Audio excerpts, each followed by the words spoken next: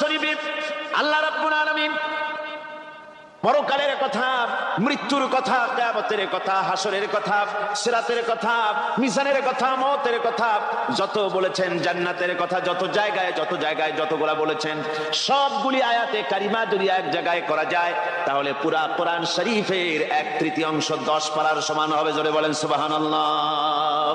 যেহেতু পরকালের চিন্তা ছাড়া মানুষের জীবন পরিচ্ছন্ন হতে পারে না, সুন্দর হতে পারে না, অপরাধ মুক্ত হতে পারে না। আল্লাহ পাক বলেন সেই দিনটি বড়ই ভয়ানক, বিপজ্জনক।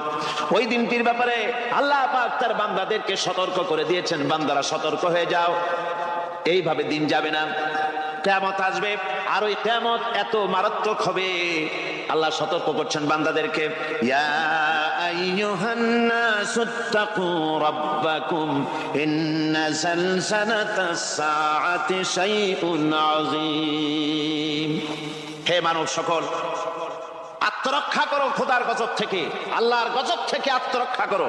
ইন্না সালসালাতাস সাআতি শাইউন আযীম, সেই কিয়ামতের সেই কম্পন খুবই মারাত্মক, খুবই ভয়াবহ কম্পন সৃষ্টি হবে সেদিন।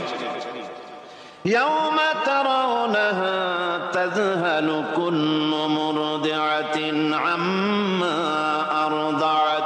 সেদিন দেখতে পাবে স্তন্যদায়িনী মা, যে মা তার সন্তানকে দুধ দেয়, ওই মাও তার দুধের বাচ্চার কথা ভুলে যাবে, মনে থাকবে না। আল্লাহ রাব্বুল আলামিন বলেন, ওয়া তাদাউ কুল্লু যাতিন হামলিন হামলাহা। গর্ভধারিণী মেয়ে লোক, তাদের গর্ভ খসে পড়বে। ওয়া তারান নাসা সুকারা, মানুষকে মানুষ দেখতে পাবে, মানুষগুলো উদ্ভ্রান্ত হয়ে পাগলের মতো ছোটাছুটি করছে। আল্লাহ বলেন, ওয়া মা হুম বিসুকারা, আসলে এরা নেশাগ্রস্ত নয়, আসলে পাগল হয় নাই।